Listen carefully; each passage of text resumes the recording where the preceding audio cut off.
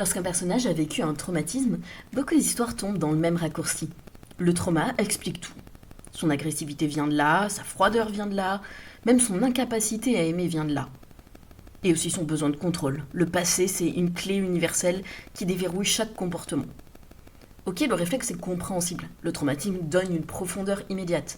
Ça rajoute de la gravité, de la compassion et une justification apparente. Mais lorsqu'il devient la totalité de l'explication, il appauvrit le personnage au lieu de l'enrichir. On tombe dans une culture de l'excuse. Parce qu'un traumatisme influence, mais ne détermine pas. Il déforme la perception, il biaise l'interprétation, il amplifie certaines peurs et il rend certains scénarios plus probables.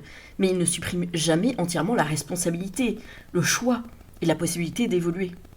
Si tu écris pour représenter, cette nuance est essentielle. Réduire un personnage à son traumatisme revient à le figer dans son passé. Or, dans la réalité, les personnes traversées par un événement marquant ne sont pas uniquement le produit de cet événement. Elles développent des stratégies, des croyances, des protections. Certaines les aident, d'autres les limitent. Si tu écris pour enseigner, le traumatisme devient un terrain subtil. Il permet de montrer comment une expérience passée peut déformer les choix présents, sans pour autant les excuser systématiquement. C'est dans cette tension que ton récit peut transmettre quelque chose de nuancé sur la responsabilité et la reconstruction. Enfin, si tu écris pour accompagner une transformation forte, le traumatisme ne doit pas servir d'alibi, il doit servir de point de friction. Le personnage peut comprendre d'où vient son comportement, mais ça ne suffit pas à le transformer. Avant d'aller plus loin, si cette série t'aide à écrire des personnages plus complexes et plus responsables, abonne-toi à la chaîne. L'objectif ici, c'est pas d'accumuler des trucs, c'est de comprendre les mécanismes invisibles. Revenons à la mécanique narrative. Quand des autoristes utilisent le traumatisme comme une explication totale, le personnage devient prévisible. S'il a été trahi, il trahira, s'il a été abandonné, il abandonnera, s'il a été humilié, il humiliera. Le passé agit comme un programme automatique. Ce qui est intéressant, ce n'est pas que le traumatisme produise un comportement, c'est qu'il produise une interprétation. Un personnage qui a été abandonné peut interpréter un simple retard comme une preuve de rejet. Un personnage qui a connu la violence peut percevoir un désaccord comme une menace. Un personnage qui a vécu l'humiliation peut voir dans une critique une attaque contre son identité. Le traumatisme, c'est un filtre, comme des lunettes avec un fil de couleur. Et ce filtre influence les choix. Mais entre le filtre et l'action, il y a un espace. Et c'est cet espace qu'on doit écrire. Dans cet espace, on peut trouver l'hésitation, la rationalisation, la fuite, la colère, la tentative de contrôle, la répétition de schémas. Le personnage, c'est pas un robot programmé par son passé. C'est quelqu'un qui interprète le présent à travers une certaine mémoire émotionnelle. Dans Good Will Hunting, Will a grandi dans la violence et l'abandon. Son traumatisme influence profondément sa manière d'entrer en relation. Il sabote des opportunités, provoque des figures d'autorité, refuse l'attachement. Pourtant, le film ne dit jamais que son passé le condamne.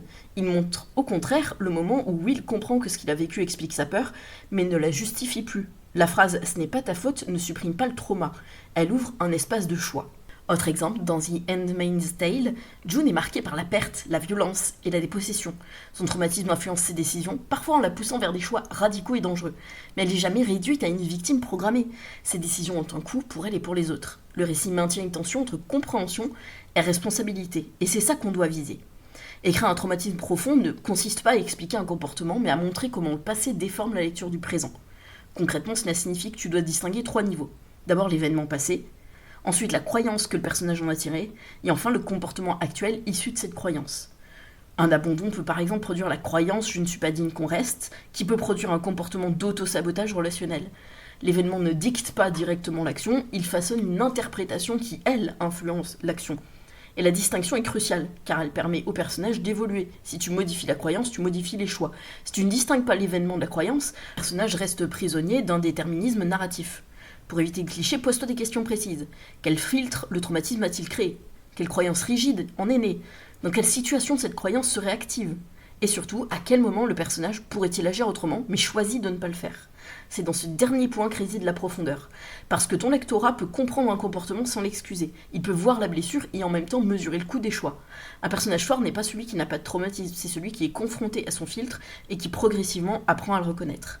Tu n'as pas besoin de supprimer le passé pour écrire une évolution. Tu as besoin de montrer comment le passé pèse sur le présent, puis comment le personnage apprend à différencier ce qui appartient à hier et ce qui relève d'aujourd'hui.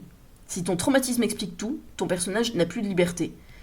Et en plus, il ne représentera personne, parce que si tout traumatisme condamnait toutes les victimes, ça voudrait dire que personne n'est capable de s'en sortir. Et c'est faux. Et évidemment, si ton traumatisme n'influence rien, il n'a plus aucun poids. La profondeur se situe juste entre les deux, dans cet espace où le passé déforme, mais sans condamner. Et c'est exactement dans cet espace que ton histoire peut représenter une réalité complexe, enseigner une nuance sur la responsabilité et accompagner une transformation crédible.